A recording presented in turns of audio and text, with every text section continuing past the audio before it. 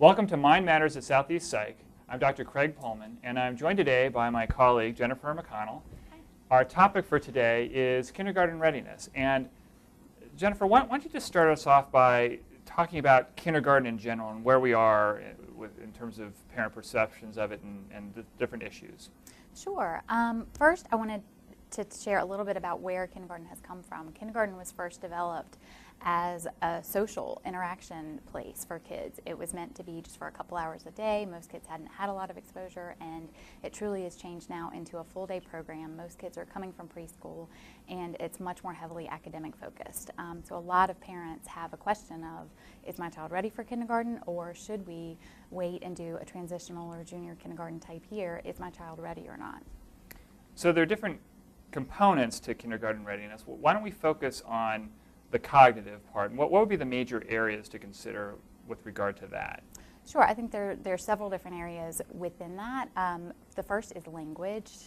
Another area is thinking and reasoning skills. We also have to consider curiosity and excitement about learning and exposure to basic academic skills. Mm-hmm.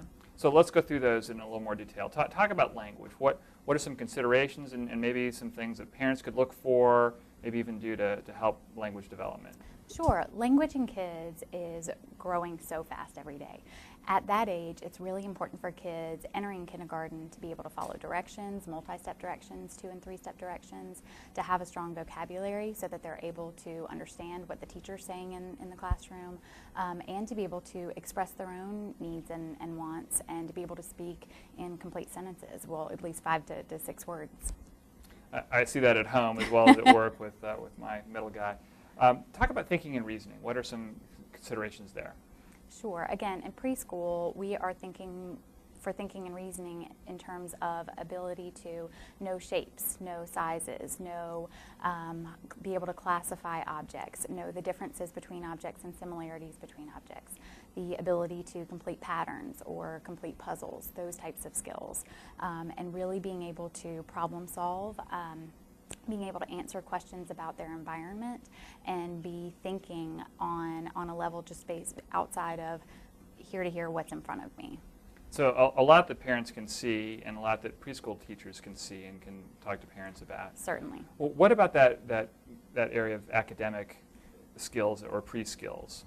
I think this is an area that so many parents question, and they try to expose their kids to so much information, and so it's great for kids to have that exposure going into kindergarten, but there's a big difference between exposure and pushing kids beyond what they're ready for.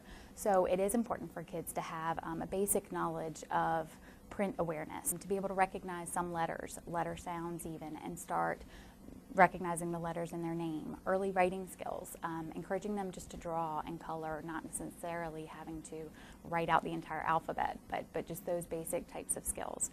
With math, early counting, recognizing some numbers, being able to count to 10, being able to, again, sort objects by number, being able to recognize those types of things with the early academics.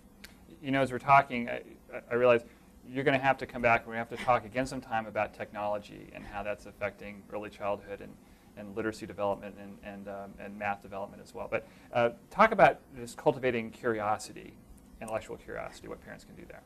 I think that is one of the most important things to instill in your child, is that eagerness to learn and love of learning. And the best way to do that is by talking to your kids, by reading to your kids, by showing excitement in what they're doing, by showing excitement in what they're seeing and learning every day, by what they're saying. And if you show that positive attitude, your children will likely follow and be excited to go through life and keep experiencing those learning opportunities. So to recap, those 4 areas of kindergarten readiness to consider would be the fostering of language, cognitive development and reasoning, exposure to basic academic concepts, and just cultivating intellectual curiosity in kids. So Jennifer, could you just talk about some general pointers for parents, some takeaways? Of course. As I said earlier, talking with your kids and reading with your kids are 2 of the easiest things to do and the best things to do, giving them that strong language that they will need to be successful in school later. Also realizing that play is the best way that kids learn, especially at 3 and 4. So giving them opportunities to play in their environment That builds their creative skills, their social skills, their problem-solving skills, and it's how they learn. It's how they explore their world. So taking any opportunity to play is going to be really important. Giving them as many different experiences as they can. So taking them different places, reading with them and talking about the different books and what they mean, pointing out different things in their environment, so signs, letters. Playing games is important. Playing games helps kids count. They have to count their spaces.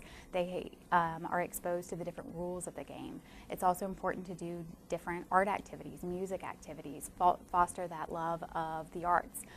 With art, it helps kids build those fine motor skills. So let them do finger painting, let them paint, let them do anything, but let them feel comfortable holding those things in their hands to build those fine motor skills. With writing, helping them recognize the letters in their name, helping them start to trace their name without pushing it and making it a chore, but always make it fun. Really a lot of great stuff that parents can do that's fun. I mean, they don't have, we don't need parents to become tutors. Exactly. But they can accomplish a lot just by having a really rich family environment, a lot of intellectual activities. So yes. Sounds great. Great stuff. Jennifer, thank you very much for being here. Really Thank you appreciate for having it. me.